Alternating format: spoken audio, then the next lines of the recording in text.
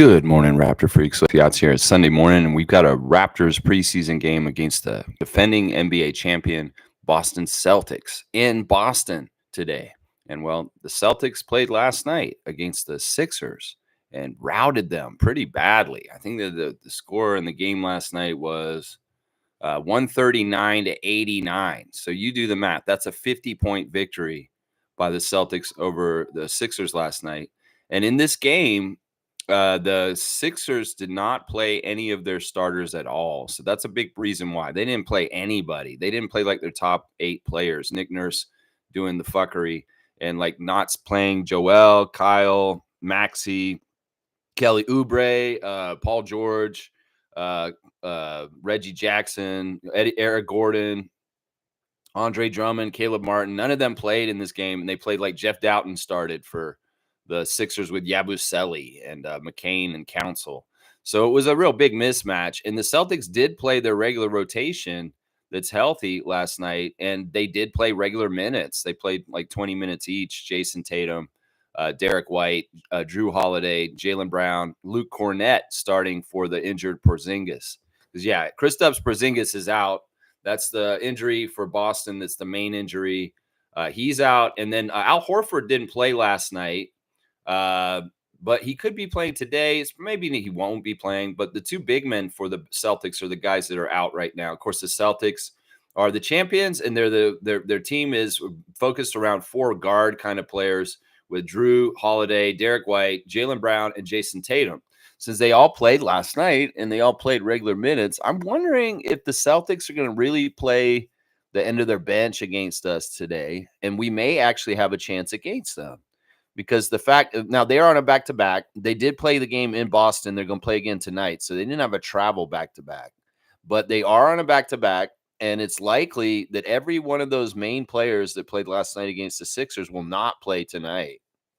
I'm going to tell you that right now. It could very well be we won't see Tatum and Brown at all, and that they're sitting, and we're going to see the bench, and even the two ways and the people that are in the camp battle to make the Celtics. It could very well be we see Ron Harper Jr. playing against us today. So, yeah, the Celtics bench is looking like this. So it could be likely we see Peyton Pritchard, Lonnie Walker IV, who was a classic card earlier this week, Sam Hauser, of course, the three-point shooter, Xavier Tillman, Jaden Springer, Nemias Queta, J.D. Davison, Jordan Walsh. People like that is probably who we're going to get to play today. And it may not be the A team for the Celtics, just so y'all know. So we'll have to see. No big men for sure, because there's no Porzingis for sure. And then it's wishy-washy about whether Al Horford will play. I mean, the guy's older, and in some ways he doesn't need preseason. And he didn't play in the game last night. So if he wasn't going to play last night, why would he show up and play tonight is what I'm thinking. So I think it's very likely that the Raptors will be facing either the B or C team of the Celtics today. In that case, if we play our best players available, we have a chance to beat them. So this could be the day where we beat the Celtics in preseason. Hopefully, we can get one of the 2 games against them and either today or Tuesday, because we're going to play them in Toronto on Tuesday on the 15th also. So, yeah. Celtics, 2 games in a row, home and home series. We'll start tonight against them in Boston, and then we'll travel and come back here in Toronto and play them here. And it's very likely that out of the 2 games, when we play them, we're more likely we're going to play the starters of Boston when they're here in Toronto on Tuesday than tonight. That it could very well be that none of these guys are playing, because it's the second night of back-to-back, and they all played minutes last night, although they did play 20 minutes each. So maybe they do play still, because Joe Mazzulla wants to work them out. Now, on the Raptors side of injuries is pretty much the same landscape that we already know about. Jacoby Walter is out right now with his separated shoulder. R.J. Barrett is out right now with his separated shoulder. Bruce Brown continues to recover from his surgery just before the season started. Emmanuel Quickley is most likely not going to play today, but who knows? Maybe all of a sudden Emmanuel is cleared and he's able to play. This is something that's a game-time decision for Emmanuel, just so you guys know. It's not for sure that IQ will be out today. It could be that he does play today, so we'll have to see. And it's probably likely he won't, just so you guys know. Probably likely he won't. Otherwise, we're pretty good Otherwise, I'm expecting Kelly Olynyk hopefully to show up and play today, even though he didn't play in the last game. But yeah, the speculative starting lineup for the Raptors today is Davion Mitchell at point guard, Grady Dick at shooting guard, Ochai Agbaji at small forward, Scotty Barnes at power forward, and Jakob Poeltl at center. Now, it could be some weirdness where some more of our guys are sitting out suddenly, kind of like what happened at Kelly Olynyk on Friday night. But hopefully we have a good complement and a good chance to compete. Now, I tell the Raptors, you guys got to play more connected today if you're going to have any chance to beat a championship squad like the Celtics. So seriously, communicate, get on the same page, share the ball, make your open shots. And if you do all that kind of stuff, you'll improve from Friday against the Wizards. And hopefully you can go from losing to the lowly ass Wizards on a Friday night to beating the champions in a preseason game. Now, it won't matter anything. In some ways, even if we beat them, so what? It'll still be a moral victory. And it'll be something nice for the team to feel like, yeah, you know what? We just beat the Celtics in the preseason. That is something, a little feather in the cap that may help in the confidence of the young Raptors rebuilding team. So we'll have to see. We'll have to see how it is. I'll say this. The referees are somewhat okay. I'll say that. Here's your ref report coming in hot and fast, right? Fresh, hot and fresh, just like some pizza. The crew chief today is Josh Tiven. The referee is Natalie Sago, and the umpire is Matt Boland. Josh Tiven is in his 14th year out of Norwich, Connecticut. He is a hometown guy for Boston, which is kind of annoying. His favorite TV show is Seinfeld. He likes the movie Minority Report. His favorite musician is Dermot Kennedy. His favorite book is Firstborn. It's a book written by his father, Bruce. He likes to eat chicken parmesan with vodka sauce.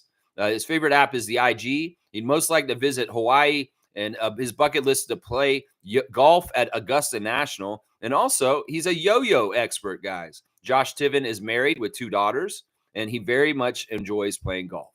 Yeah, Josh is not a bad ref for the Raptors historically. He's somebody that I don't mind at all, but, he's the most favorable ref for us today. We win 58% of our games in the history of Josh Tiven refereeing the Raptors in regular season games.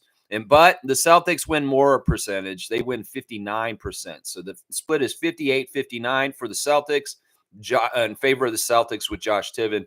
But, honestly, it's a very fair split in this situation. And I feel like Josh will do a solid. And, this is the way Josh Tiven refs. He's a very solid, stern ref, and he will not take no business, like guff from people sometimes. But also at the same time, he can be very kind and benevolent. And we'll have to see. We'll have to see how he is today. In some ways, this game doesn't matter. It's a good little test to see where we're at. But yeah, I don't mind Josh Tiven. He's actually been a very fair ref over the last few years. So I'll give him credit. This game doesn't matter tonight. We'll see what happens. Natalie Sago, of course, is Kyle Lowry's best friend. Number 9 is in her 6th season now out of St. Louis, Missouri. She's the infamous ref that had the beef with Kyle right around the bubble. If you guys remember him getting in trouble with the female ref, this is the female ref. Her favorite TV show is Unsolved Mysteries, which is a very banging, cool-ass show with Robert Stack. Very, very creepy. So Natalie likes that creepy shit. Yeah. I forget how the theme song goes. Do-do-do-do-do-do, do-do-do-do-do-do, do-do-do-do-do-do. It's so creepy, man. And Robert Stack would come out there and say, "These are unsolved mysteries." And I was a little kid, and it would scare the shit out of me. And I would be like, "I can't sleep now, Mom, because I watched Unsolved Mysteries on NBC, and now I'm all creeped out." Her favorite movie is Hardball. She likes to listen to Morgan Wallen. Her favorite book is Winning. Her favorite meal is steak. She likes the IG also. So we got some Instagram models today. She most like to visit Fiji, and her bucket list is to watch a game in all 30 MLB stadiums. She's more than halfway there. You're a referee, and you probably get some off days because you're not reffing every single day. So I know that the season of the baseball is off kilter with the basketball season. But, man, Natalie, you travel all over the place. You can get all 30 MLB stadiums. I'm sure you can. I bet you've been to the Skydome. Have you been down to Rogers Center and watched the Blue Jays game yet? Well, it seems like you need to do that. It's too late, though. They're done for the year. So you got to wait till next spring. Too bad. Her hidden talent is juggling. So we got a yo-yoer and a juggler, and they both like Instagram. I wonder if you go to Natalie Sago's Instagram, if there's clips of her juggling on there. That would be cool. Natalie, you should consider that. Of course, we should revive the NBA referee talent show. And, talent like juggling is a good talent for a talent show. Just like yo-yo expert Josh Tiven. Josh Tiven probably knows how to walk the dog and maybe around the world. Those really basic yo-yo tricks that you learn with the Duncan yo-yo. Yeah, that kind of stuff. That's what I'm talking about. Natalie Sago earned a bachelor's degree in K through 12 physical education from the University of Missouri, St. Louis in 2013. She has 2 mini Aussie doodles named Buggy and Divot. So she has dogs. Yeah, Natalie is a 50% win percentage for the Raptors. We've won half our games and lost half our games. We're exactly 50% with her. Meanwhile, the Celtics are 64% winning team. So very much heavily favoring the Celtics today is the middle ref, Natalie Sago. 50-64 is the split. Yeah, it's not even close. The third ref is our guy, Mr. Matt Boland. And actually, he was one of the better refs for the Raptors last year. He's pretty fair. And a lot of the games that we played with Matt Boland as a referee, we won last year. And we didn't win a whole lot last year. So that's kind of telling right there.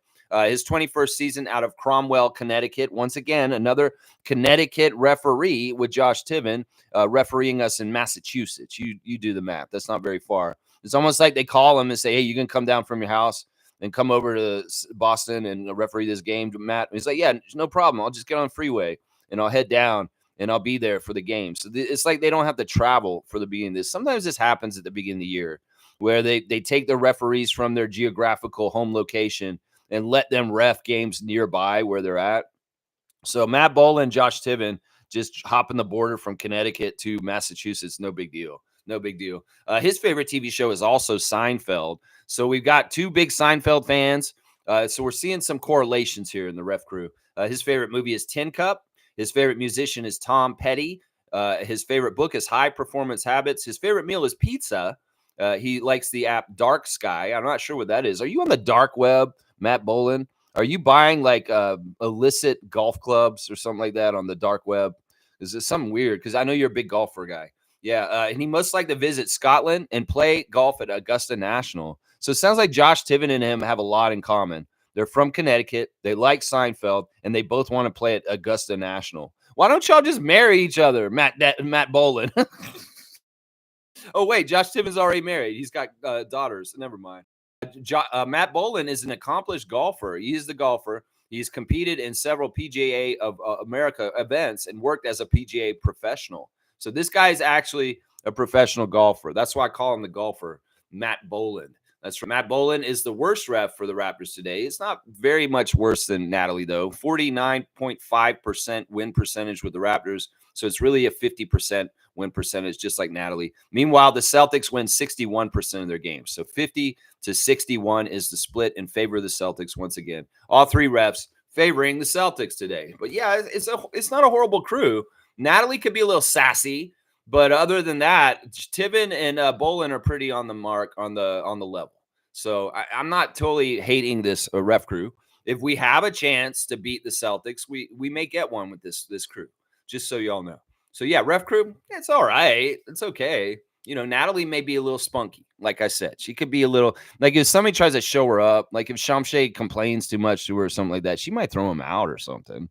Something like that could happen. But who knows? Probably not. Probably not going to happen. Probably be very cool and just chill. All right, let's see what y'all are saying in the chat. Good morning. And we are playing the Celtics today.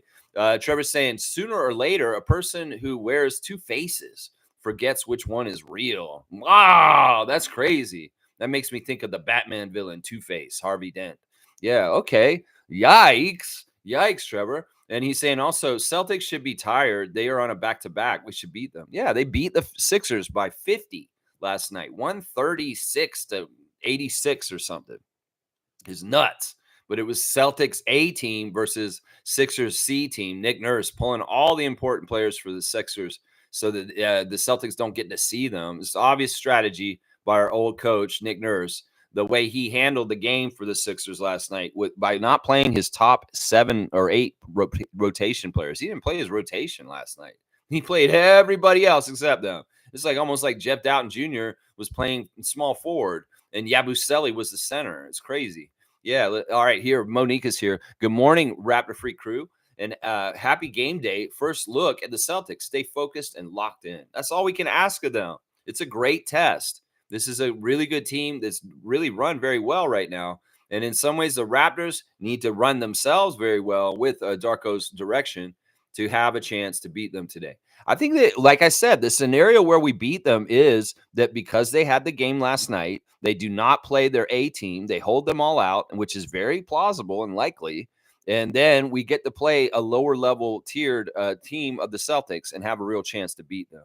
Now, I do want Scotty to play a good chunk of this game. And if they do sit most of their starters, we need Scotty to be the most dominant player on the court tonight.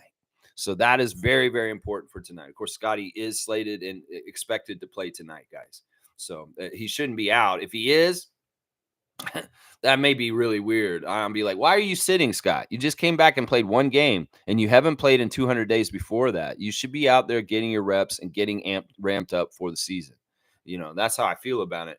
Most saying congratulations to Grant Hill and Kristen Ledlow for Inside Stuff induced into the Hall of Fame. Yeah, they're like the newer hosts of that show. And that picture that I shared in the Facebook chat yesterday, Monique, that showed all of the hosts from back in the day, like Willow. Willow's another one. Willow's amazing. She was like the host of Inside Stuff for a while there. And then, of course, the amazing and most famous Ahmad Rashad, who looks very shockingly different in the Hall of Fame pictures from last night. That's right. They inducted Inside Stuff, the kid show that was on Saturday mornings on NBA for the NBA for a long, long time. They put that in the Hall of Fame, and all the hosts show up and did it, like Willow Bay, Ahmad Rashad, Kristen Ledlow, and Grant Hill, the later hosts. They were like the hosts at the very end. But the most original host was Ahmad Rashad. Ahmad Rashad was the host of Inside Stuff at the beginning. And then they switched to Willow Bay for a while. And Willow was there too last night. And then the other girl, I forget her name, she hosted the show for a while too. But yeah, great crew, great show, and well-deserved. It is a Hall of Fame show.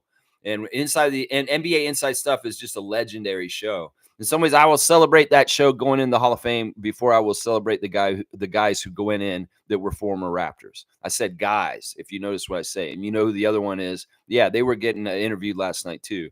Once again, Buddy is not saying anything worthwhile in his interviews. He's just talking out of his ass about himself and his greatness and all this kind of bullshit. Whatever.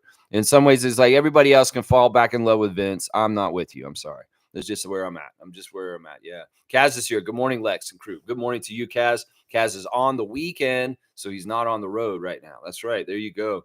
Let's see. Fiercely saying, good morning, fam. Happy Sunday and game day. Happy Sunday to you, Fiercely Salsera. I hope you're having a great day, MJ. Nako's saying, I think I saw that Jared McCain got 20 points. Well, I got the box score right here, Gerald. I can look at it. Yeah, he did get 20 points in that game. He was the leading scorer. The rookie for the Sixers was in the starting lineup. He didn't do a very efficient game, though, Gerald.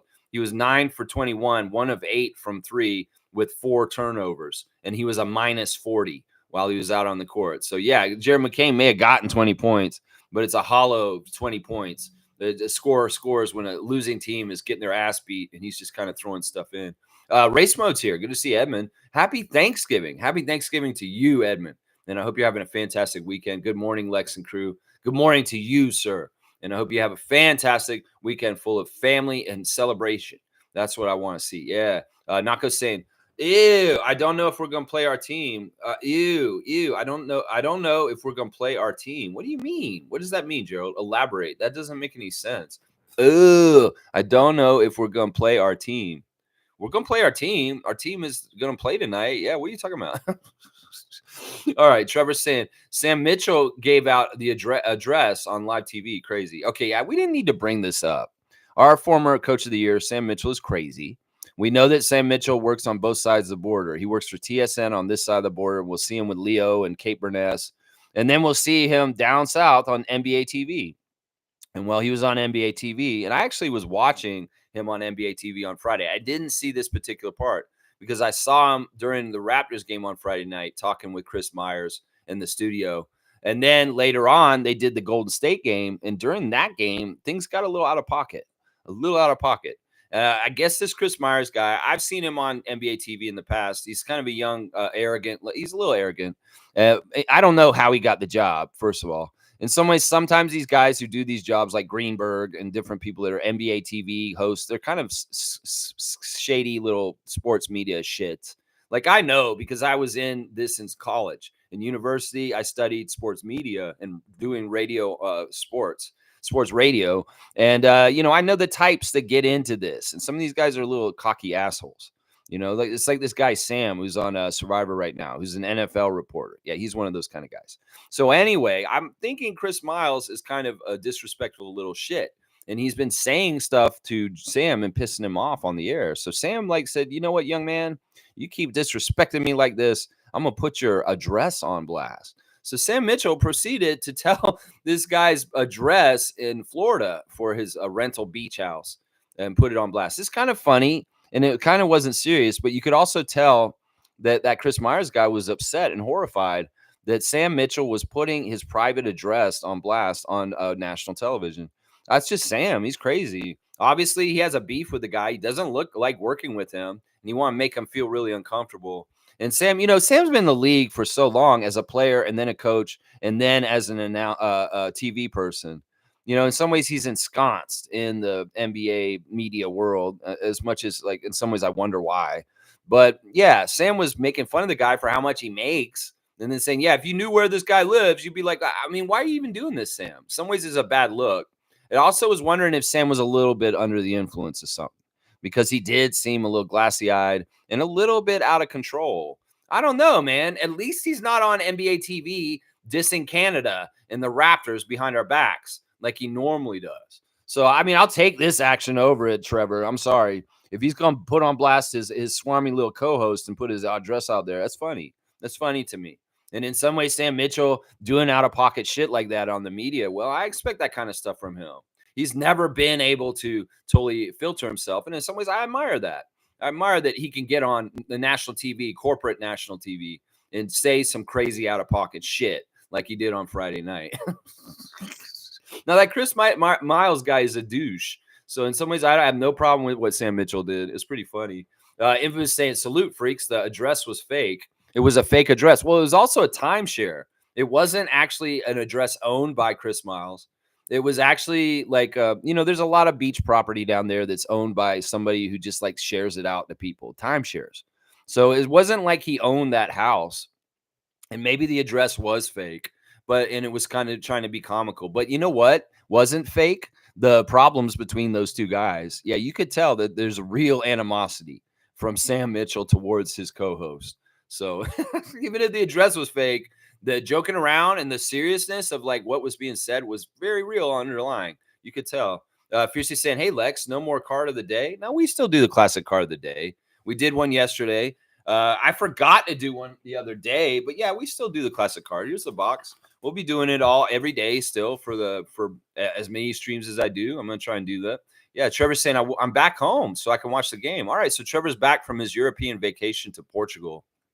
I'm glad you had safe travels, Commissioner of Fun, Trevor J. And you are back on North American side of things. And, well, good job avoiding the storm while you were gone, Trevor. Hopefully things are not too crazy coming back to Florida for you after Hurricane Milton passed through last week. Yeah, Nako's saying, I think we are mostly going to play the bench guys, so I'm not sure if I see a win today. See, I don't know. Okay, Gerald, that's what you meant? That's what you meant. Yeah, you got to elaborate. I don't know if we're going to play our team. Well, Gerald, all right, let me educate you real quick. It's not very likely that, we're going to bench everybody. We already are saying RJ's not going to play. So that's one starter, important person. It's very likely that IQ's not going to play. Was already kind of predetermined. So Scotty playing is probably likely. So, I mean, I don't know what you expect, Gerald. RJ's out for the preseason, and Manuel is likely to not play today. And, I mean, if you're saying we're not going to play our guys, well, we're going to play Jakob and Scott, and we'll start our regulars as much as we can that are available. So I don't get what your reasoning is. We didn't play a back-to-back. We played on Friday. We're off yesterday. We can play our starters that are available tonight. I'm totally predicting the Celtics will not play their starters because they played in a blowout last night And this is a back-to-back situation, and they're not going to do that to them. It's actually been the pattern the last couple of years for Boston that when they have a back-to-back, they'll play Jalen one night and Jason the other night, and they won't play them both on the same night, and they'll play them alternate nights. So but they played both of them last night. The pattern could very well be they're going to take all the starters out, and we're going to get to play the B team for the Boston Celtics, and we may have a chance. So, Gerald, let's be positive. You're saying, I'm not sure you'll see him win. I'm trying to tell you a way that we can win today. And that is if the Celtics decide to sit their starters and a lot of maybe some of their most key rotation, and we play some of our players, we have a chance. We have a chance. That's what I'm hoping for. Fiercely saying Chris Myers started it saying something to the effect of coaches being paid as analysts. Mitchell checked him with a quickness. Yeah, I don't understand that. I don't even know why he was talking about money. And then when Sam flipped it on him, it got real uncomfortable. I mean, it's dumb. It's dumb little stuff. In some ways, I can't believe we're talking about this. In some ways, I was like, Trevor, why'd you bring this up? This isn't even news or anything, really. Like, I know he's a Raptor-related person because he's a coach of the year in our broadcast, our team. But in some ways, this is not news that I like to talk about on this channel. Sam Mitchell just getting into it with the guy on the air. I mean, it's not that interesting, honestly. It's really not. But I did my due diligence to cover it just now. Mo's saying, going to my second concert tonight to see Buju Banton. That's really cool. That is very, very cool. Monique, that is a great reggae artist. Buju Banton is, oh, man, that is a really, really legend that you're going to see tonight. Wow. She goes to see Usher this summer. Now she's going to see Buju Banton. Very, very cool, Monique. I hope you have a fantastic time at the show. Is it at Scotiabank Arena? I'm guessing it's down there. But that's fantastic, Mo. I hope you have a blast and really, really enjoy your Sunday night concert tonight. Yeah. Dana's saying, good morning, everyone. Just popping in for a minute. I can't stay. F Boston. Here's her 2-finger salute and happy Thanksgiving from Canadian Dana, a great Canadian sports fan. Dana, we love you. I hope you're having a great Sunday morning so far. Racemo is saying, Lord of mercy. Lord of mercy. All right, there you go. Yeah, Buju Banton. That's right. Nako's saying we can win. I think the staff's goal is to develop over winning, especially with Ibri in preseason. Well, Gerald, I did kind of talk about this before. It's not like we have to choose one or the other. In some ways, we can try and win in development.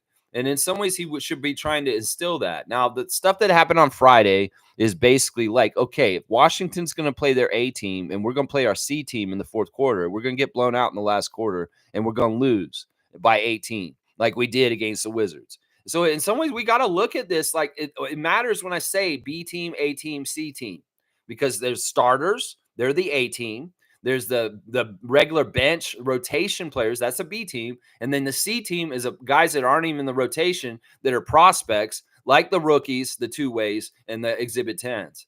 So I'm telling you right now, Gerald, it's very likely we're going to play B or C team Celtics, and we may possibly have a B team of our own without some of our key starters. Now, Scotty plays. I consider that an A team.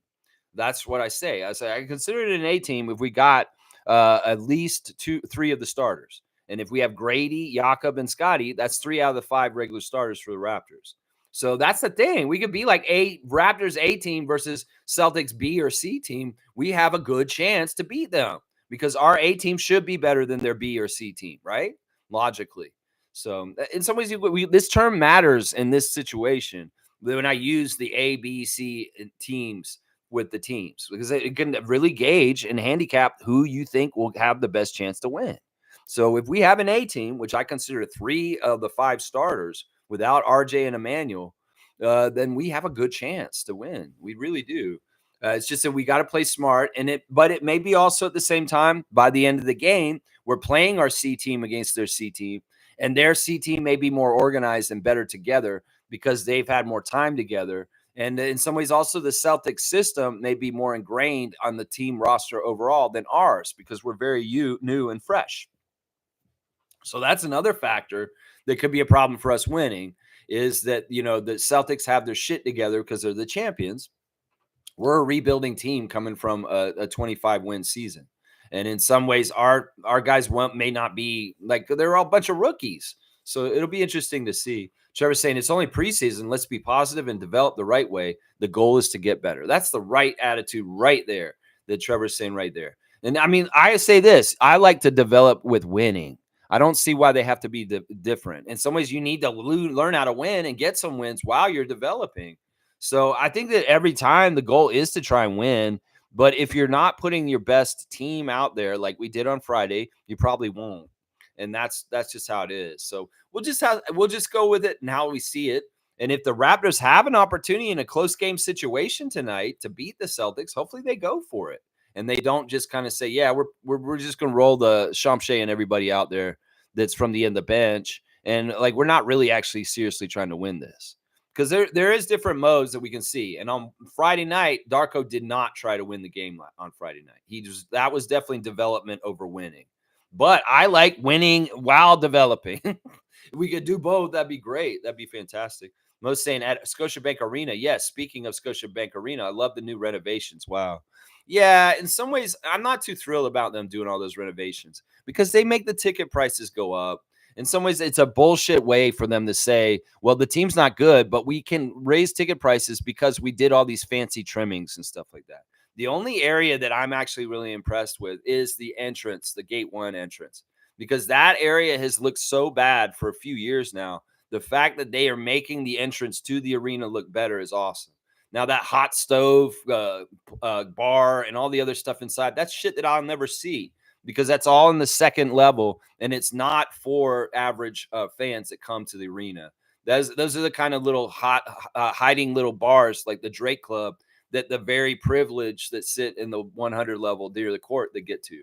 So a lot of that stuff is not. And then the other two things, there's another Real Sports store that they opened up in another part of the arena, which is a good thing.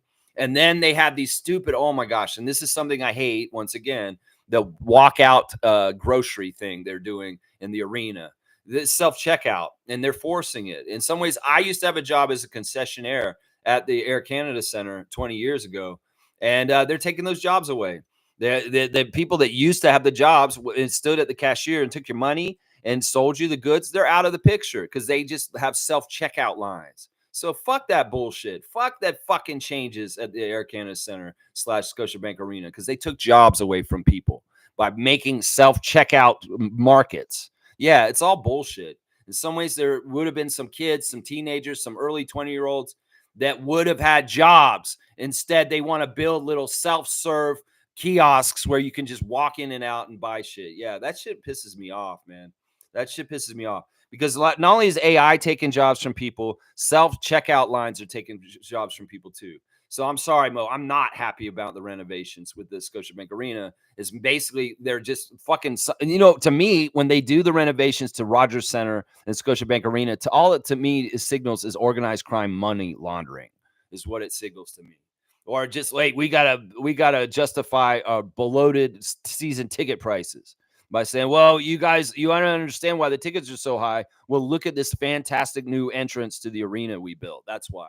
Well, is it because the team's better? No. Is it because of this and this? No.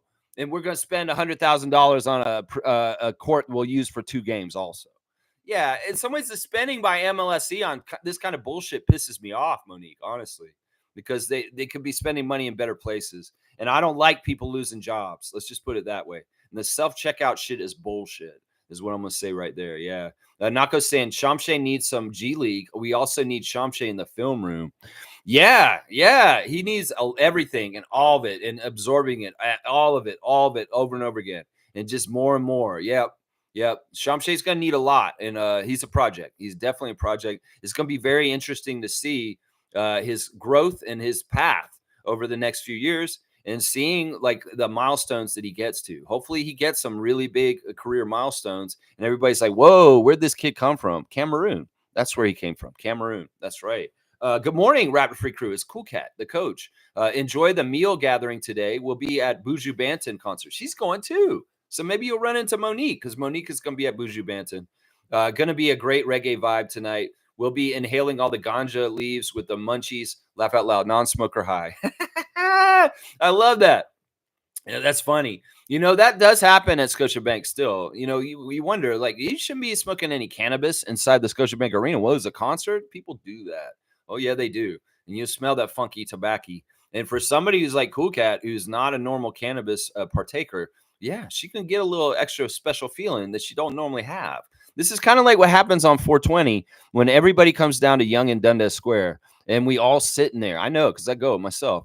And we light up right at 420 on 420. And the police officers that are kind of there for security and watching the big crowd, they get very high from us also. It's kind of funny to see. It's like everybody lights up on 420 at 420 in Yonge and Dundas Square, and all of the smoke comes at once, and everybody in the office buildings around us, if they have their windows open, yeah, they're getting contact high too. So yeah, cool cat. This is one of the nights where you can get a little stoned. Yeah, Monique, you might get a little too. If you're hanging out at Buju Banton tonight, you might get a little, Irie, man. Oh, woo, yeah, that's right. Nako saying universal basic income is necessary. I agree with this point right here, because if they're going to take all the jobs away and replace them with AI and self-checkout lines and all this kind of stuff, well, how are people supposed to earn any money if there's no good paying jobs for people to live their lives? Well, UBI. And people say, what is UBI, Lex? It's universal basic income. It's kind of like what they did during the pandemic with the checks that they were sending everybody just to stay alive. Well, they could do that normally. Some people say, well, where the fuck does the money come from, Lex? Well, I'll tell you where it comes from. It comes from the top. It comes from the people that have been robbing us all along, the 1%, the very, very ultra rich billionaires like Galen Weston, who gouges us at the grocery store. In some ways, these people are getting caught more and more for malfeasance, like price gouging and different things like that. So listen, if there was a fair tax code and they were taxed the same way we are, the same way, we're not saying we want them to pay more percentage in tax. We want them to pay the same percentage as us. If they did that, they'd get an extra, like a crazy amount of billions of dollars. And that money could literally be turned around and fund universal basic health care or universal basic income by itself. That's how you do it. It's as easy as that. You go to the 1%, the very, very top, the people that are paying the politicians to hold off this from happening, and you make them fucking pay their fair share. And then it goes out to everybody on the ground level. And you know what happens? Small business happens. You know what happens? People go back to school and get more education. You know what happens? People write a book because they are taken care of, and they create something beautiful, or they make some art, or they do something that adds to society, and their needs are taken care of, because there's universal basic income. So it just makes so much sense. In some ways, people around the world are already starting to do this, and we're behind. So there are places in the world that are doing this and finding very good results. Because once again, I'll say this, when people's basic needs are met, like shelter, food, they don't do crime. Crime goes down. People stop doing crazy out-of-pocket shit. So everybody wants to fight crime. It's not getting more police officers. It's giving people money to survive, so they're not fucking living in a tent out in the park. And then all of a sudden, boom, society's ills and bad things go away more, because people actually can take care of themselves. Some people say, well, if you just give them that money, they're just going to spend it on drugs and stuff like that. Well, some people might, but a lot of people in studies have found use it on the things that they need, like their bills paid and food on the table for their kids. So it just makes sense. These people have been robbing us blind from the top. And nobody's saying anything about it because it's not good to talk about the rich or say this, whatever, Tom Duke, your bullshit. These fuckers have been stealing from us the whole time. There's no reason for people to be billionaires and be so fucking rich at the top. They've been stealing money from us through the systems, and it's all trickling up like crazy. And then the average person suffers. So UBI fixes this. UBI fixes this. And honestly, it's going to come one way or another, whether it comes through governance and law changes, or we fucking come and take it from them. Seriously, eat the rich will happen at some point if these motherfuckers don't come correct and pay their fair shares. I'm going to say that right now. I just understand how this works. Seriously. Nako's saying, I was at a concert. The artist kept smoking weed on stage. Security kept trying to stop him, and security eventually got tired and stopped. That's funny. That's pretty funny. Yeah, you got to be careful, though. If you are going to the Buju Banton concert tonight and you do want to smoke, don't let them see you doing it, because they will try and throw you out if they see you kind of smoking. So do it when it's really the lights are down and there's the ability for you to kind of get away with it. Now, there's going to be so many people probably doing it that you can probably get away with it.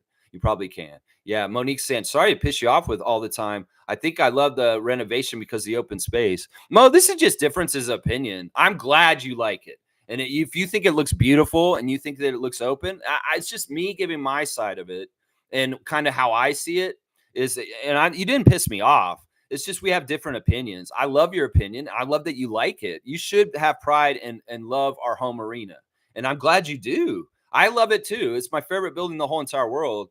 But also, I have to give all sides to it and what I see about this. And once again, I feel like them spending so much money on the arena, changing it all the time. If we think about what that arena looked like when they built it in 1998, it's totally different than it is now with a lot of different areas. And in some ways, I very much wonder why so much money is being laundered through our sports arenas in Toronto. Seriously, that's what's going on. There's crime, there's criminal money that's being laundered through Rogers Center and the Scotiabank Arena. I'm pretty positive about that.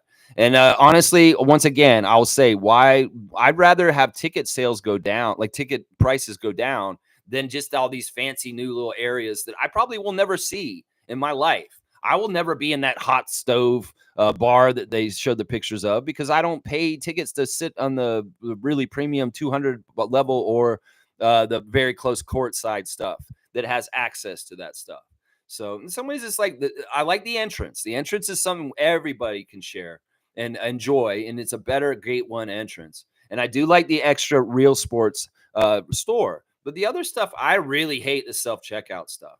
Like this is just a bad thing, Monique. These are taking jobs away from young people. You know, a young person that's like in their teens, they want to get their first job. Well, it used to be you could go down to Scotiabank Arena and get a job as a concessionaire. But those jobs are shrinking because they're taking those jobs away with self-checkout. It's just like at Shoppers Drug Mart. You go down there and they expect you, they pay for one person to sit in there and watch the whole damn place. And then there's all these self-checkout lines now. Nah. In some ways, look, I said this before, I'll say it again. Shoppers, you don't want to pay somebody to do that job. Well, I'm not qualified to do the job. I've never been trained to check out or be a cashier in this way for your store. So maybe I'm really bad at it. Maybe I miss every other item because I'm so bad at cashiering. You don't want to spend the time. You want to half-ass not having somebody there to do the job, and you want me to do the job? Well, maybe I'll half-ass do the job, and maybe only half the items get scanned.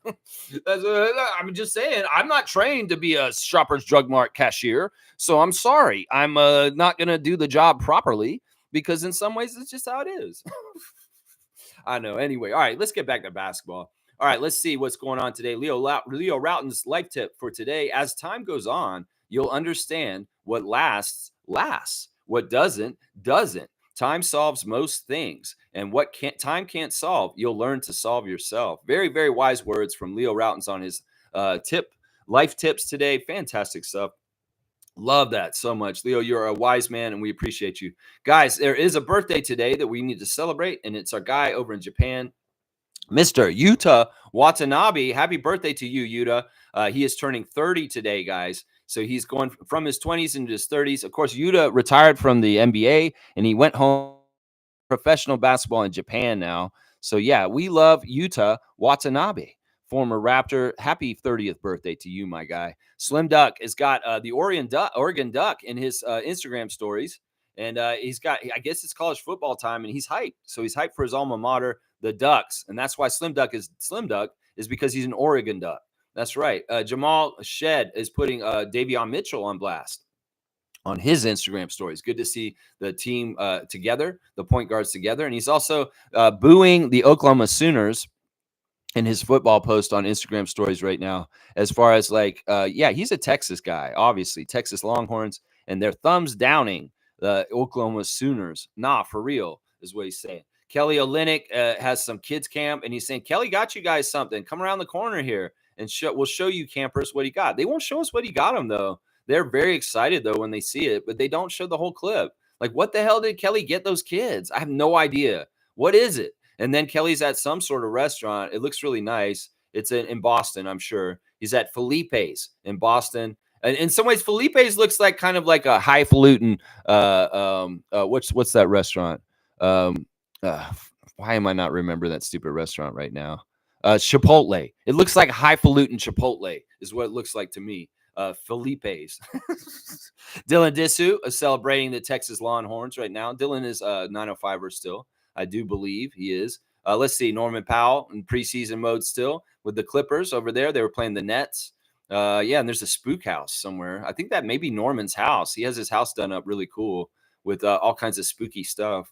Davion Mitchell got some woman in a jail cell 1 year ago. I don't know what that's about, But yeah, there's a woman in a jail cell. And Emmanuel quickly is sharing something that Davion shared with him, a motivational speaker talking about good talk of the night, off night. So yeah, Emmanuel is showing connection with Davion. Davion's showing connection with Shed. Shed's showing connection with Davion. So our point guards are locked in, and they are brotherhood. Thad Young's boys are together on the court in camp for the first time ever. Thad Young Jr. and his other son are actually in the same camp because they're in the same age group. It does look like Thaddeus is not getting picked up by a team, and that Thad Young's NBA career is probably over, guys. That he is not going to be playing this year. And that's kind of sad. In some ways, I want to respect and show love to Thaddy Daddy, the former Raptor, for his great years in the NBA, including the ones when he was on the Raptors. Thaddeus, man, what a accomplishment. Your amazing NBA career, so long. And if this is the end of the road and you are not picked up by someone this year at some point, man, fantastic stuff. I'm so proud of your time with the Raptors.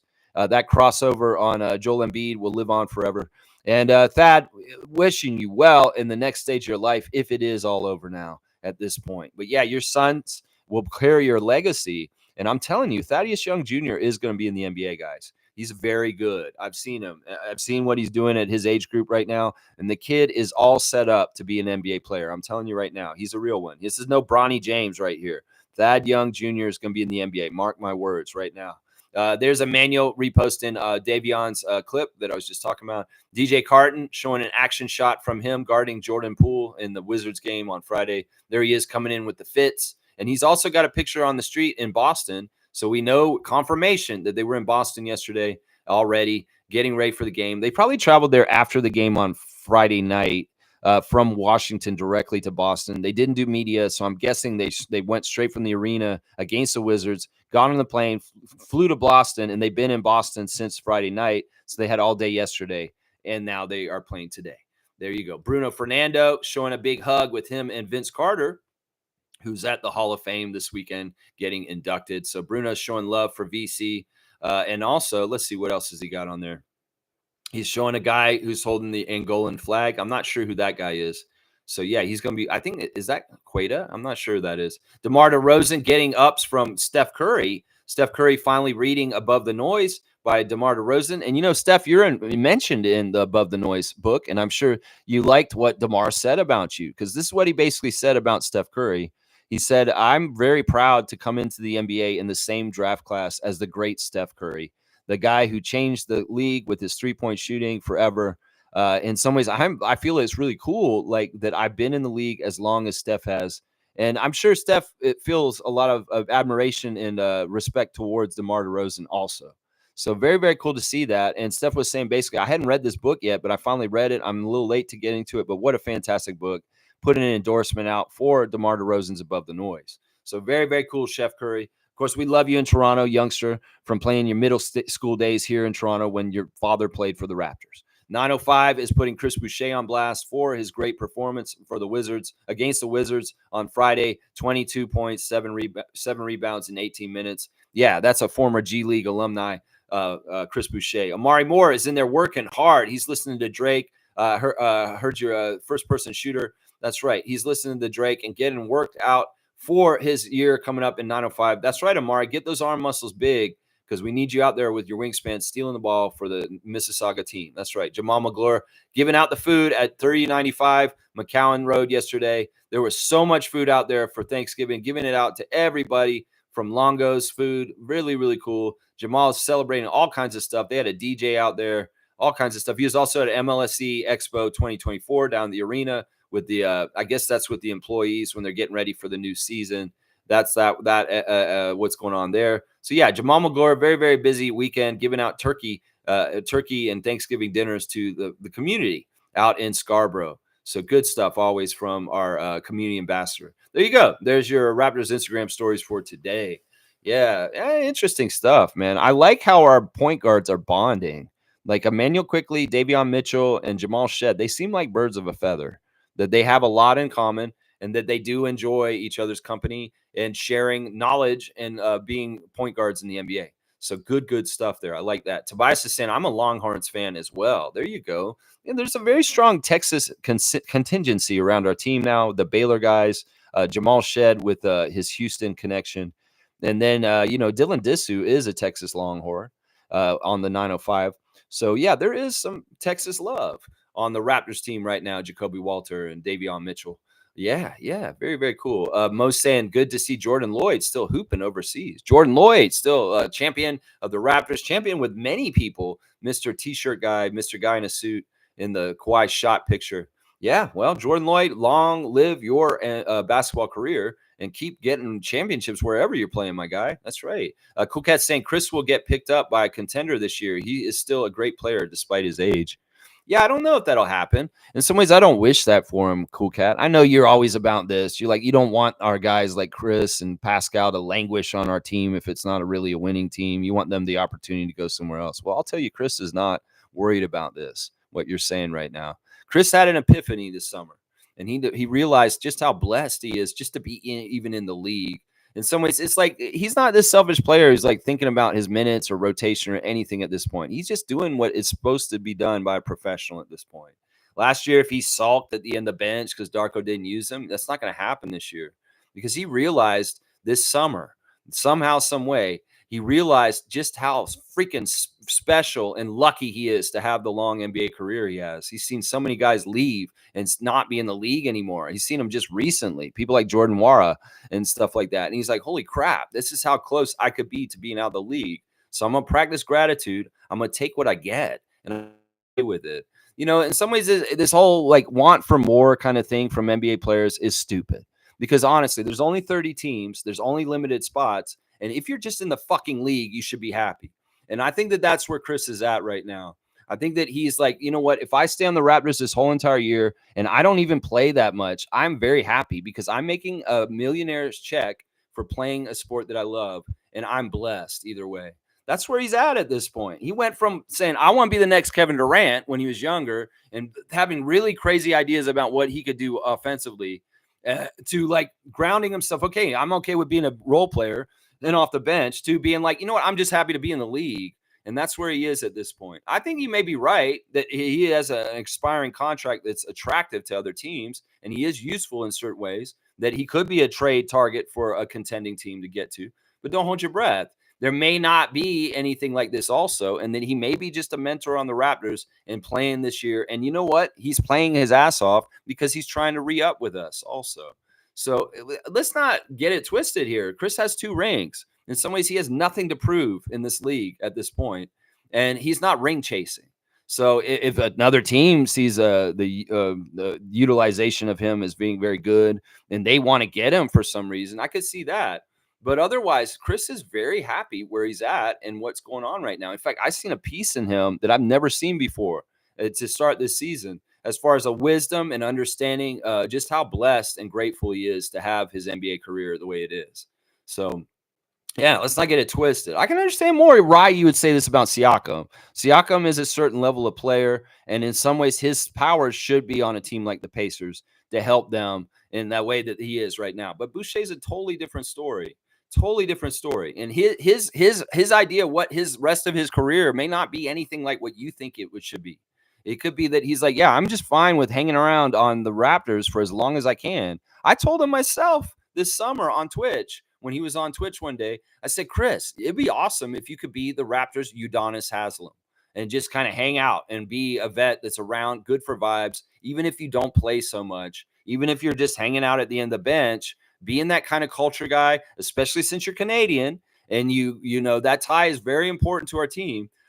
That would be cool if like Chris could just hang out. And even if he doesn't play in the regular rotation for some of those years, kind of like Haslam was, that would be awesome for our culture and passing things down. And seeing as he's the only player on our team at this point that has a championship ring from 2019, having that tie bind to that period, but that sole person, I value him very, very much staying on the Raptors. So this is where I'm at with that. Yeah, Monique saying happy belated birthday to Adonis. You're talking about a Drake's son? Oh, that video he did. That was so stupid. He's like, don't talk to me like that. Don't you be talking to me like that. It was kind of a cool little clip of Drake and Adonis shooting around with each other. And Drake not really trying on defense. And they're saying, oh, Adonis crossed up Drake and scored on him. Bullshit. Drake let him do that. Come on. It's not like Adonis beat him on his own merits. Drake held back and said, "Good job, son." But happy birthday to Adonis. Yeah, maybe we shouldn't know so much about Adonis. Once again, Drake exploiting his son and putting him in a video in the last few years. I don't agree with it. In some ways, he's so young. This is not the right way to be bringing up your kid when you're famous like this, Drake. It is what it is. In some ways, I shouldn't even know what Adonis looks like because in some ways, celebrities should be protecting their children, honestly. But happy birthday to Adonis, either way. Trevor's saying JFL signed Exhibit 9 with the Bulls. What does that mean? Exhibit 9? I'm not totally sure about that either. I don't know. Either way, listen, the Bulls are in a certain place with their team and what's going on. The Javon Freeman Liberty coming back, they just need somebody. So, yeah, they brought him back. Exhibit 9, I'm not even totally sure what that is. I know that Blake Murphy would probably say it's not as good as an Exhibit 10, I'll bet. I don't know. It's maybe not as guaranteed. Now, is Javon going to get to play on the Windy City Bulls again for this? Or is he going to actually be on the Bulls roster, helping the proper Chicago Bulls out? I have no idea. We'll have to see. But either way, he came back from Turkey because the Bulls summoned him. That's right. Smooth saying tonight is the Hall of Fame induction speeches. Interested to hear what Vince says and what the Raptors contingent will be. The contingency of what he's going to say about the Raptors in it. Yeah, that'll be interesting. We saw a clip of him getting a hug from Michael Jordan last night, the two UNC Tar Heel legends. And, Mike's interesting. Mike said this to Vince when he's embracing him. He said, "Are you okay? Are you doing all right?" That's what he asked him. You want to know if he's doing all right. Maybe Mike sees what I see, that he's just a rambling fool that can't speak straight these days. Vince Carter, he can't say anything straight anymore. Like, what is wrong with your brain?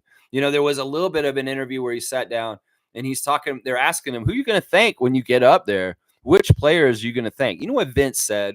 This is what he said. I'm not lying. He had an interview with Arash, the guy, the guy who did the interviews for CBC in the Olympics. He did an interview with him. And he said, like, which of all the players you played with hundreds of players in the league, Vince. And Vince is like 261 players, to be exact, in the 22 years I played. And a guy said, well, who would you like to thank out of all the players that you played? I'm like, man, say Charles Oakley. Say Charles Oakley. Say Alvin Williams. Why not that, Vince? You know what he fucking said? He said, I'm going to thank my mom. That's what he said. That's the first person he said. He didn't ask you about your mom, Vince. He said, "Oh, I'm going to obviously thank my mother." And that's the only person he named, honestly. He only named his mother. See, that's the biggest thing. I've always wondered, all right, what if? What coulda, shoulda? Woulda, coulda, shoulda? What if Vince wasn't such a mama's boy? I wonder what his life would have been like. Seriously, because his mother's ran his life his whole entire life. And this is part of the problem. The fact that she lurks around him still, and he's almost 50. And she's all over his life, every single fucking place. I would have been like, Mom, give me some fucking space. Get off my life. But no, he has her so up his ass that I feel like if his mother had not been so much up his ass his whole entire career, his whole life, it would have been way different. Yeah, I don't know. In some ways, she's the one who's enabled him with his ego. She's the one who has told him he's just the hottest shit in the world and his shit don't stink. She's been the person that's been the problem all along because she blocks him from seeing his defects. She blocks him from seeing his problems with who he actually, like some of the things he did. In some ways, she encouraged him probably not to try hard for the Raptors at the end. She probably said, "Oh, baby, just don't play hard for them and make them trade you." She was probably the bad influence that told him to do that shit. I'm telling you, man, it's weird. The connection between Vince Carter and Michelle Carter is not natural. And at some point, dude, you're a middle-aged man. Why is she so much in your life? Like, I bet she lives with him still. I'll bet you that she is running his life day to day still to this point. And that's crazy to me. He didn't ask you who you're going to thank in general. He asked you which players you're going to thank. And you answered your mother, Vince. I'm telling you, what reality in the world, what would be the reality if Vince didn't have Michelle Carter lording over his whole entire life? What would have been with Vince instead? I wonder about that. I wonder that to this day. I'll bet you. And he even brought up this shit too last night. It was so important to me to graduate from college. So important to me. I'll bet you she was the reason why he went to UNC that day when we lost in Game 7 to the Sixers and Allen Iverson in 2001. I'll bet you she was the one who said, Vince, you have to walk for your graduation. Fuck the Raptors. The Raptors aren't important to you. They're just paying you millions of dollars, Michelle Carter. Oh, man. In some ways, she's one of my least favorite people in the history of the Raptors because I know just how much she meddles with his life and tells him what to do. He can't think for himself. And his mother is the boss. You can tell still to this day. Vince Carter goes anywhere. His mother is 10 steps behind him. She's everywhere, all up in his butt every single day still. And the man's almost my age, almost 50. I'm telling you, it's crazy. It's crazy. I don't understand this. Man. It's so crazy. All right, let's keep going. Smooth saying last night there was no Raptors personnel there, at least not on TV. You talking about the Hall of Fame? Well, Vince is Raptors personnel, and so is Chauncey Billups. On the down low, we are having 2 Raptors inducted into the Hall of Fame this weekend. Chauncey Billups is a former Raptor.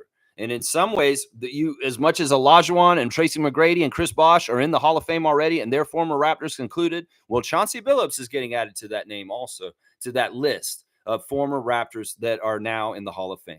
So congratulations to Mr. Big Shot Chauncey Billups on your Hall of Fame induction. And on the down low, another Raptor goes into the Hall of Fame as well. That's right right there. Smooth saying when Hannah Storm introduced Vince, there was no mention of Toronto and the impact of his game in Canada.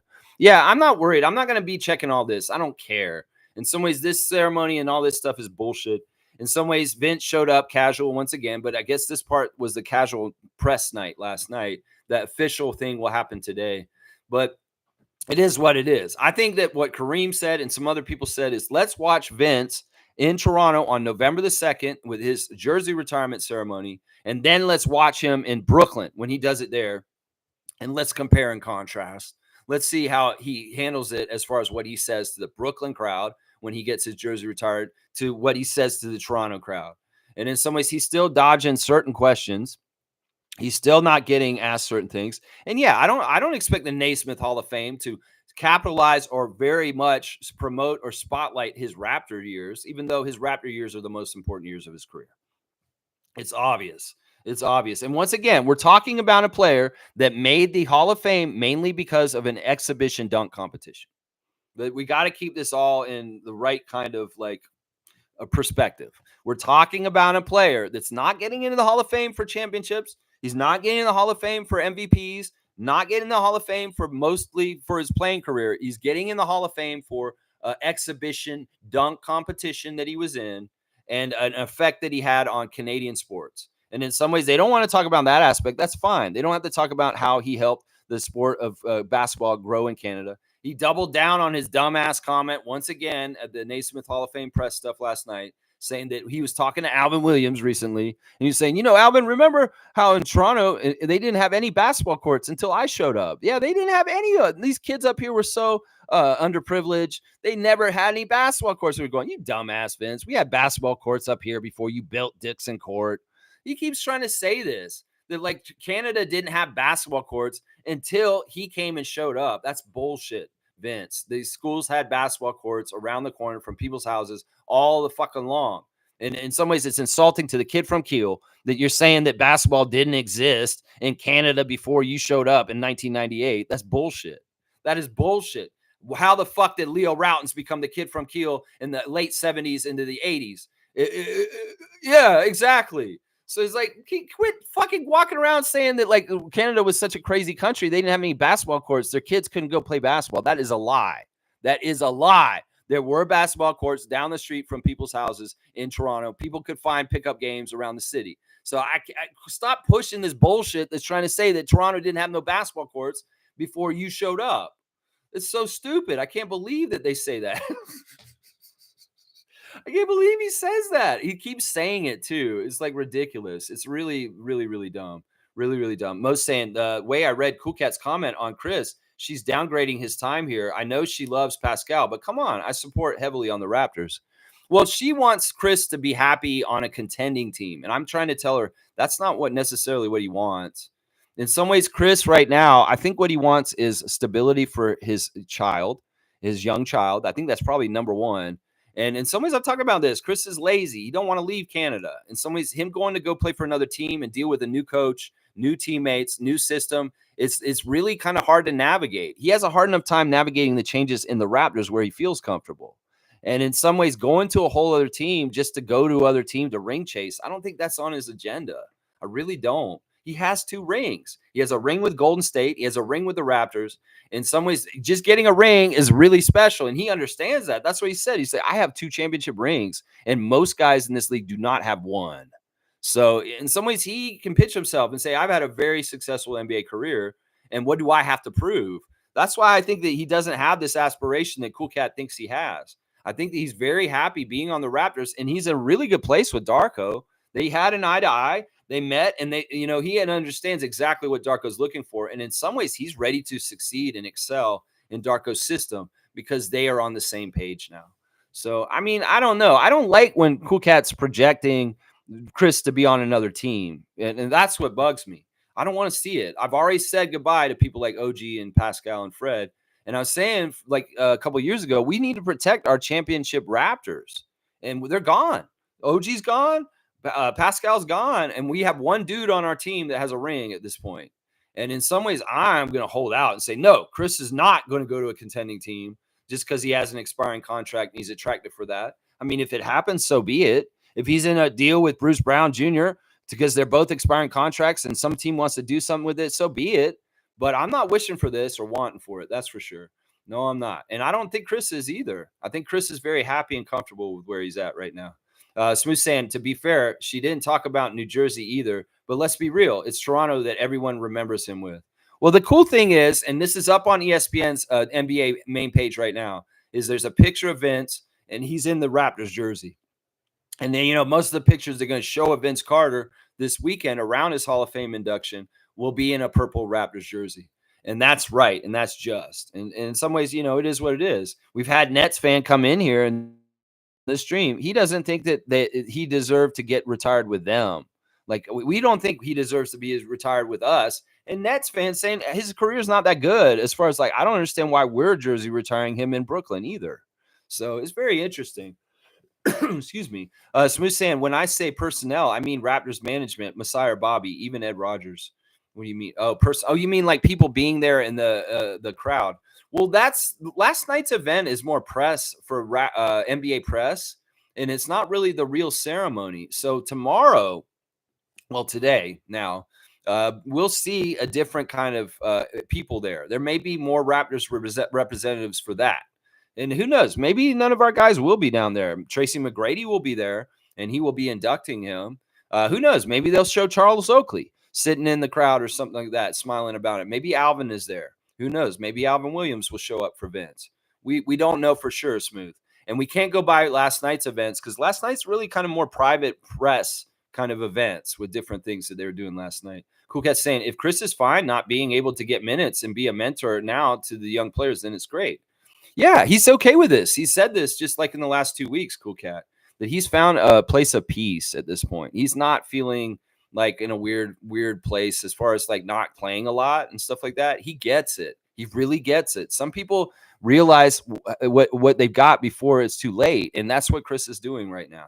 He realizes how good he has it as an NBA player, a very privileged person to be able to play in the NBA, make millions of dollars and do what he does. And he's not greedy. In some ways, he's like, you know what? I'm good. I'm really good. I'm just going to practice gratitude and I'm just going to be happy. And in some ways, this is part of what's opened up things for him with Darko, is that it's like in some ways, maybe Chris had designs of what he wanted for his career when he was younger, but they were unrealistic. And he's come crashing down with some realistic ideas about what is actually real and possible. But he's like, you know what? The real thing for me in this league is actually really fucking good too. And I'm good with it. I think Chris is very happy. He may be the happiest he's ever been in his life right now. I'm serious. Because in some ways he's figured it out with his coach. He's not in a weird place with his coach. He's realizing the epiphany I just talked about where he's like, man, my life's so charmed and good.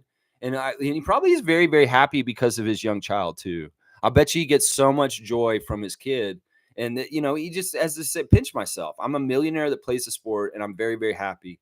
So I don't think there's any weirdness about exactly what we just said as far as if he's fine. He may not get minutes all the time. He's even said he doesn't care if he gets minutes this year. He trusts Darko that he'll use him as he should in what he's going to do. If Chris is not going to get minutes regularly, sometimes he's not going to sulk this year, is what I'm saying, because he understands just being in the league is something in itself.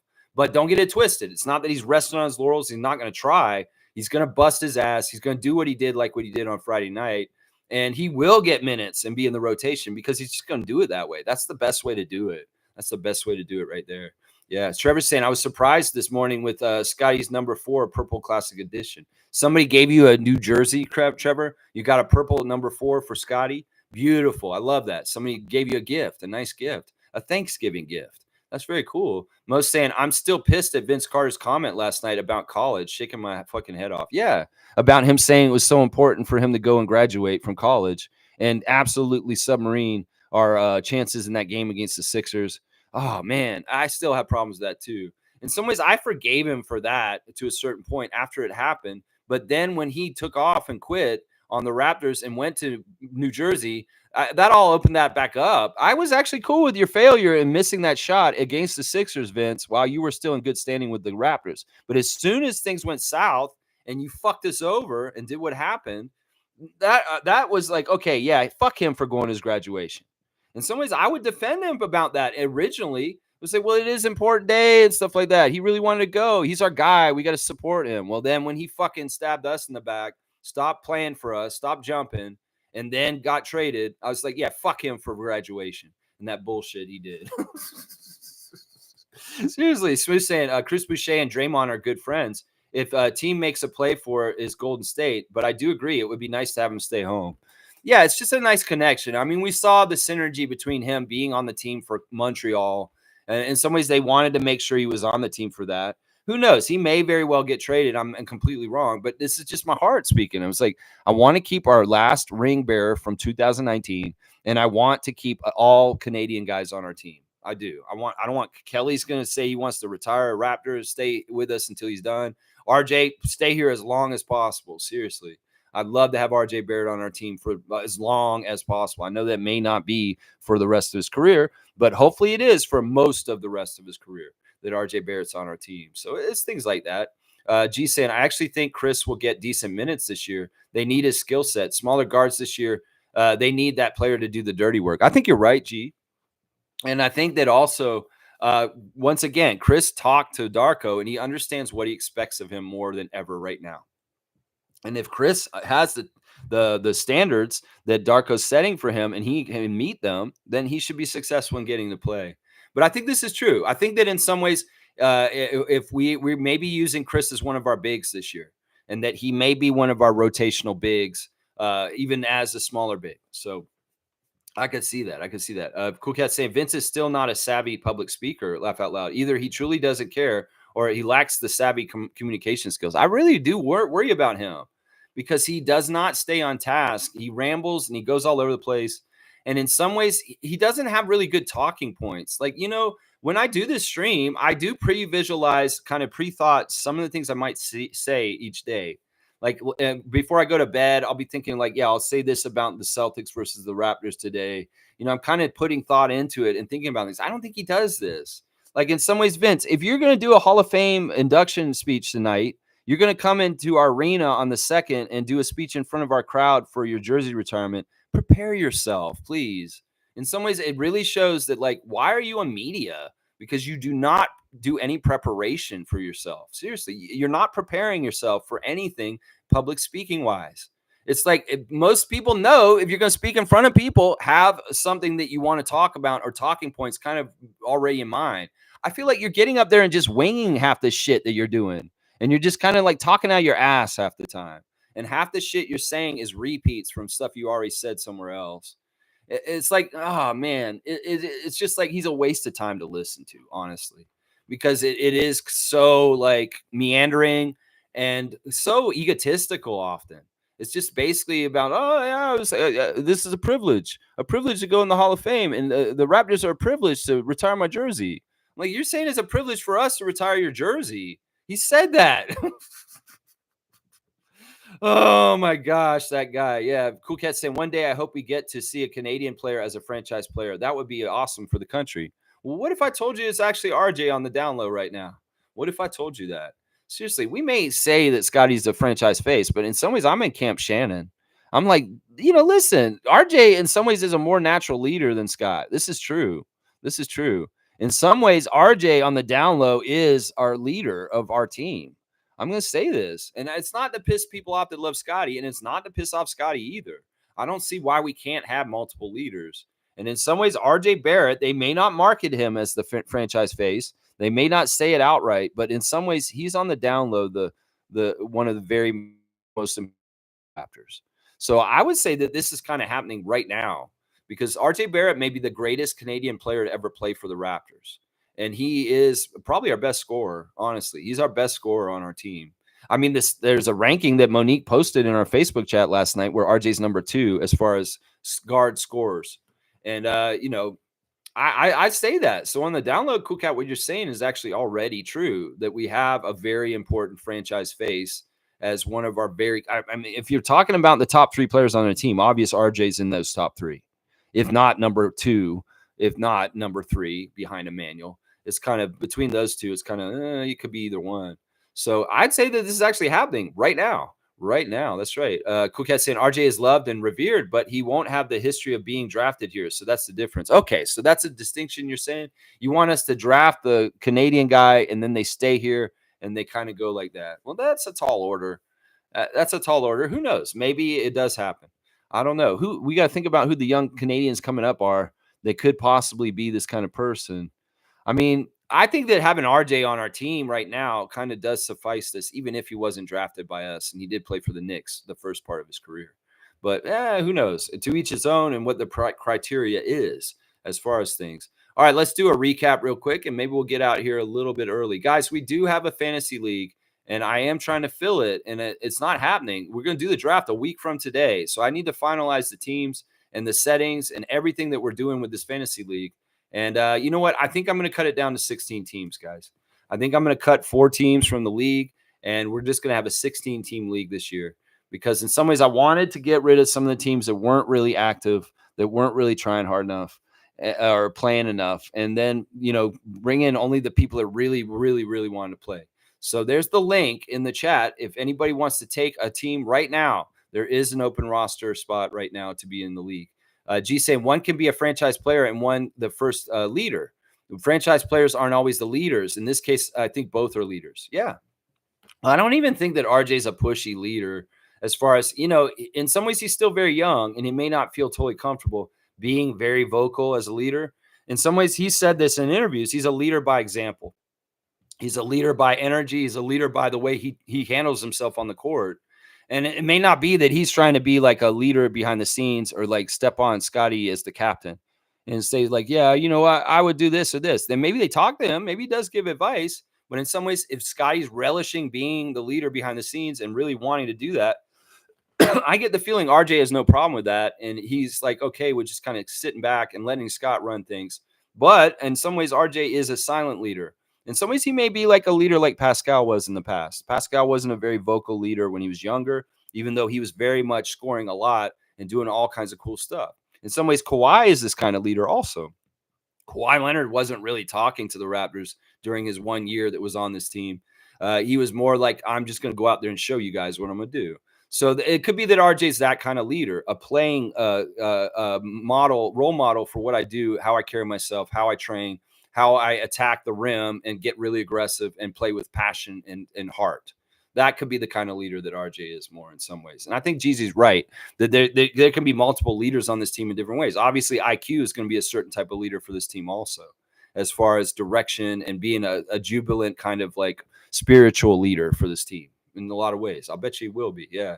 All right, let's do the recap of the important stuff for today. The Boston Celtics have Kristaps Porzingis on their injury list, and also Al Horford is day-to-day. It could be that Al Horford plays tonight, but I'm going to guess he probably doesn't. In fact, I'm going to guess that a lot of the regular Boston Celtics starters will not be playing tonight.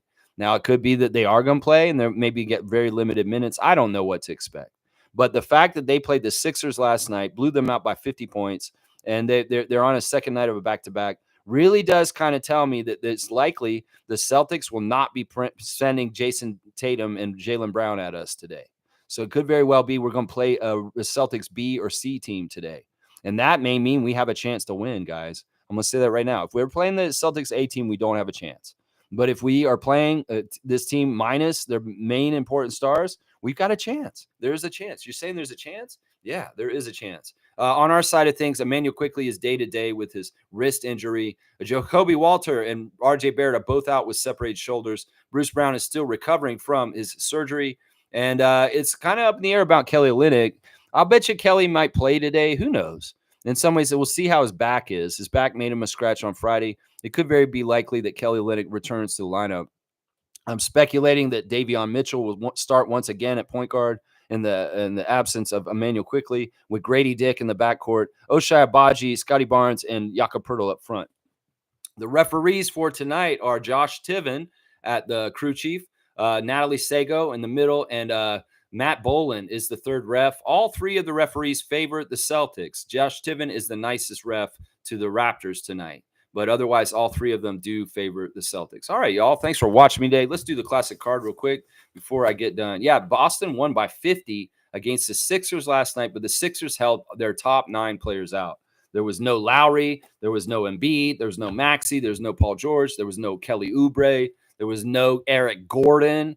There was none of them. They didn't play any of their main players. They started Ricky Council, Jeff Doughton Jr., and Yabusele were like the guys that started their main guys on that team. So, yeah, Boston won by 50 over Nick Nurse, slumming and putting out his C team against – and the Boston Celtics played their starters and their A teams, and they blew them out by 50 last night. That's right. That's right. Cool Cat saying it's interesting that RJ and IQ started the exodus of New York Knicks players. Look at the entire new roster that's contending now. History of the league, trading lots of players around the league. Yeah, there's a lot of flux in the league, but in some ways, this era of trading and flux is almost over. In some ways, it's a weird thing. The apron's going to change things, and the changing of teams is not going to be so much like it has been in the last 20 years. Like, it really started getting crazy around, well, when Vince went to New Jersey.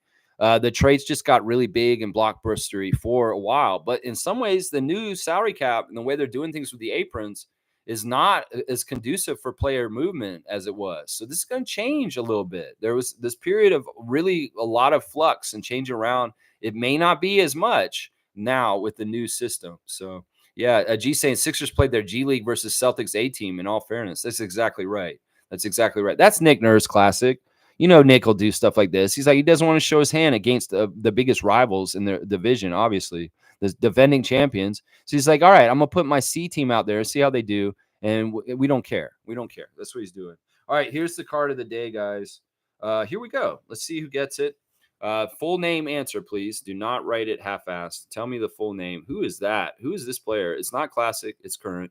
Who is this current card? But who is that? Who is that? That's a weird one. If I show it too close, maybe it'll give it away too easy. Does anyone know who the classic card of the day is? If you write it in, first and last name, full name, you'll get it right. Put all the name in there. Don't mess around. Write the whole thing in there if you can. Warriors, nobody's getting this. This is very interesting.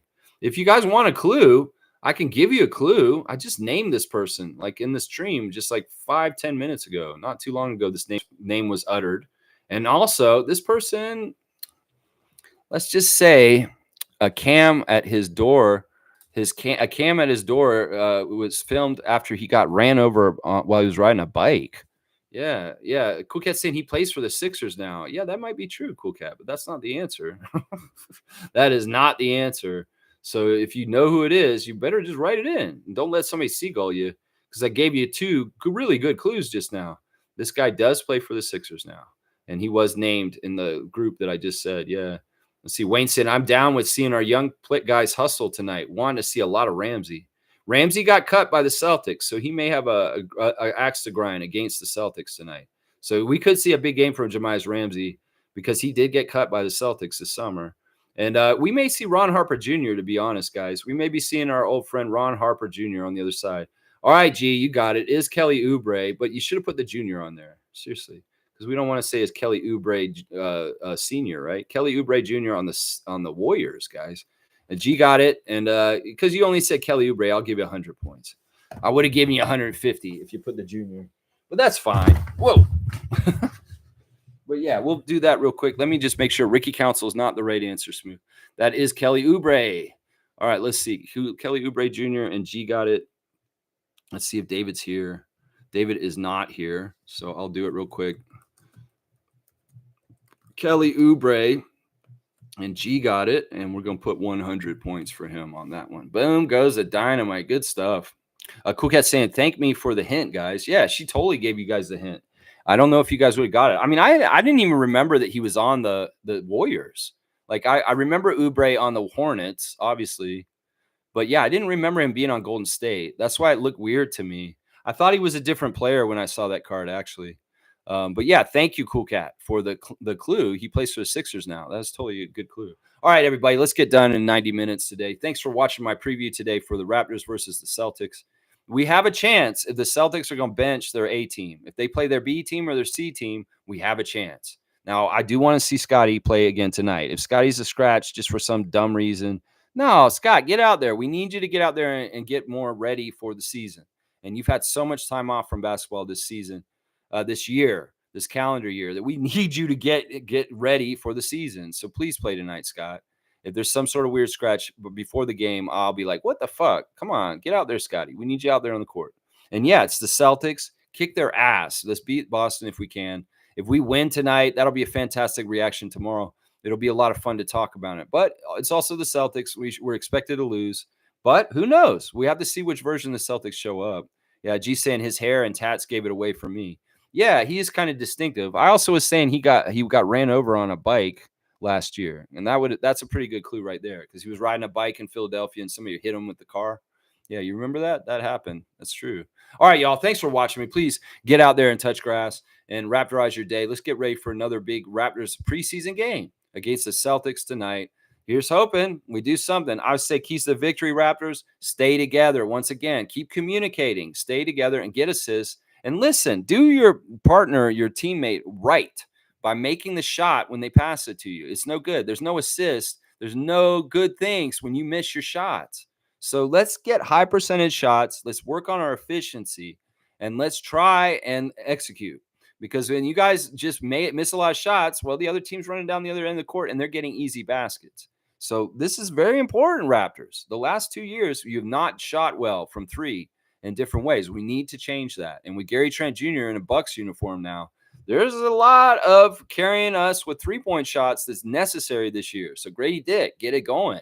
Yeah, and Jamison Battle, you got a good chance of making this team just because of your skill set, especially if you come out there and scorch the defending champions tonight in Boston. That would be a big, big deal right there. That's right. Name would say, I just want to say that I love you all. Thank you, Paisano. Je t'aime, monsieur. Je t'aime. Je t'aime. I don't know. I'm speaking French. I don't know why I'm speaking French to my Italian friend.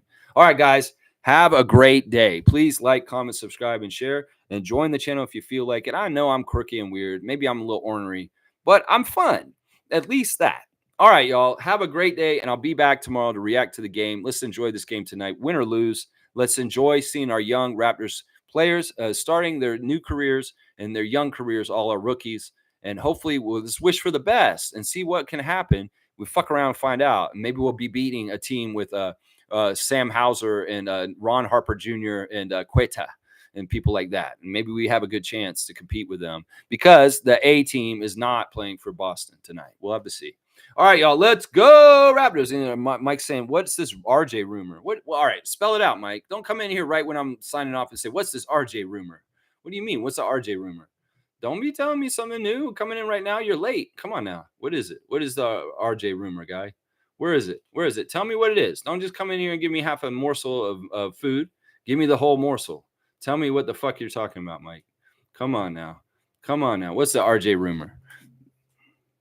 Is it just that you heard me say something just now? I didn't say anything other than RJ's a leader on our team. That's all I said. That's all I said. Come on, Mike. You can't do this to me. Come on now. Okay, it's fake shit extorting RJ. What is this? Extorting RJ? Who's extorting RJ?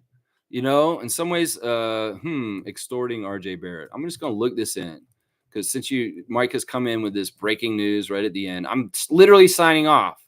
And okay. What is this? Okay. Okay. RJ Barrett's season's underway with unexpected news. The Raptors star is facing allegations from from a Twitter user for owing him $17,000 for propositioning. He said, "Yo, RJ Barrett, will you please send me the money you promised me for fucking me in my ass?" The user said, "You're counting as Stephen Reed. He's not answering my phone."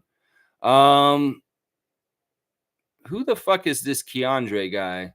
Okay, this just sounds like some crazy bullshit that somebody just wrote some stuff.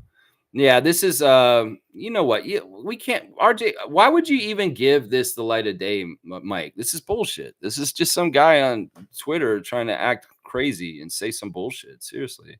Like what is like seriously, Mike? Why are you coming in here with this kind of bullshit? Seriously, what is this RJ rumor? These are rumors, and honestly, this is silly. In some ways, I don't know anything about this until you just said this, and I just looked at this. Yeah, I don't know. Some guy saying the RJ owes him 17 and fuck him up the ass. No, this is not stuff we talk about on this channel.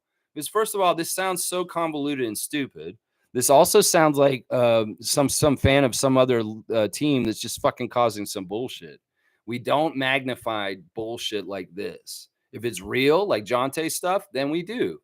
But this isn't real, and in some ways, this is just hearsay. And this is just maybe this is like somebody just trying to get attention. And like seriously, does this make any sense?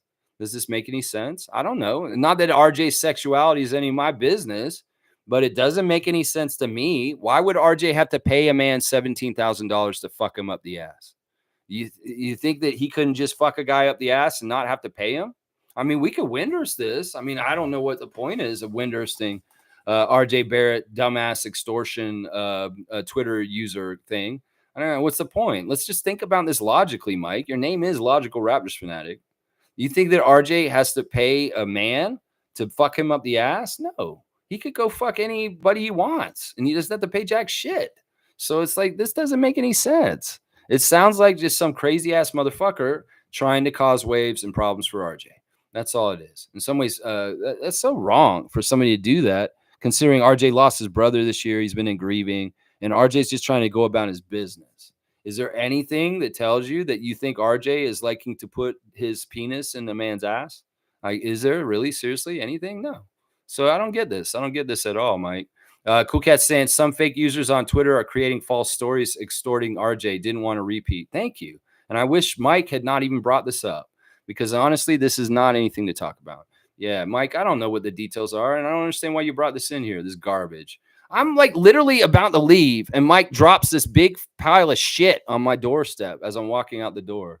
Seriously, Mike, I want to just get in the car and go. But you come here and you may now have to clean up this mess that you just fucking dropped on the floor in front of me, man. It's kind of fucked up. Mike saying, I hope this doesn't affect RJ's season. Why would it affect RJ's season? There's all kinds of bullshit around us. The death of his brother didn't affect his season that hard. Why the fuck would this affect his season? Mike, man, use the first word in your moniker. Start thinking more logically. Come on, man. Come on. People going to say bullshit doesn't mean that anything's true. And it's not like X has any kind of fucking factuality anymore on it because Elon fired all the fact checkers. So it's not like there's any kind of, it's a Wild West, and it's not, I don't even use it as a news source anymore. I use Twitter to read Leo Routen's life tips, and that's about it. There's nothing else on Twitter that's useful, usually, other than from people like Michael Grange, Josh Lewenberg, Blake Murphy. There may be some useful tweets from NBA insiders like that, or Shams, or Woj.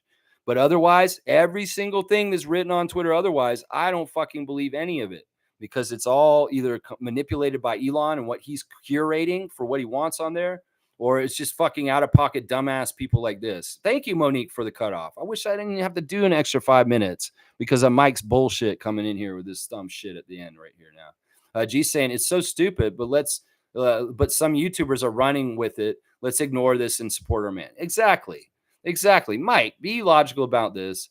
Once again, RJ Barrett does not have to pay anyone, regardless of what their sex is, for $17,000 to have sex with them.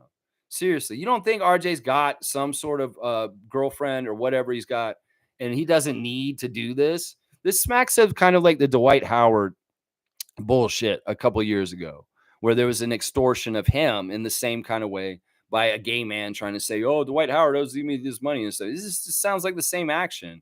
In some ways, it's like people that hate the Raptors are going to come at us in weird fucking ways. And well, this is a very weird way. And this $17,000 or this guy, who the fuck is this guy? And why do we care about him? We shouldn't, because it's obvious that this is not very likely to be true. I mean, seriously, why'd you bring this garbage in here, Mike? I'm trying to run a reputable Raptors stream, and we don't deal with tabloid TMZ fucking fake ass bullshit like this here. I'm sorry. Yeah. Yeah, Mike wanted to know how true it was. I didn't know the details. Well, I don't know him either, but I just looked it up while I was on here in like 30 seconds, and I can suss out bullshit really that quickly. So, Mike, come on, man. You're a smart guy. You look at the salary cap.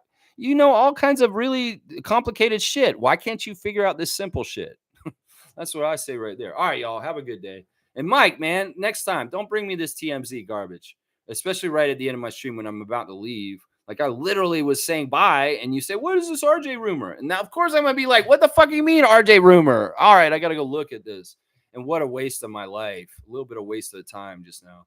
All right, y'all. Have a good day. Let's get this win tonight, Raptors. Somehow, some way, let's try and win tonight. That'd be fantastic. I'll be all about it. Let's go Raptors and beat the Boston Celtics in their home court in preseason. We could maybe do that. I could see a scenario where that happens. I could see it where it could happen. It's just that they got to be resting their starters, the Celtics. That's the best way it could happen. All right, let's go beat the Celtics.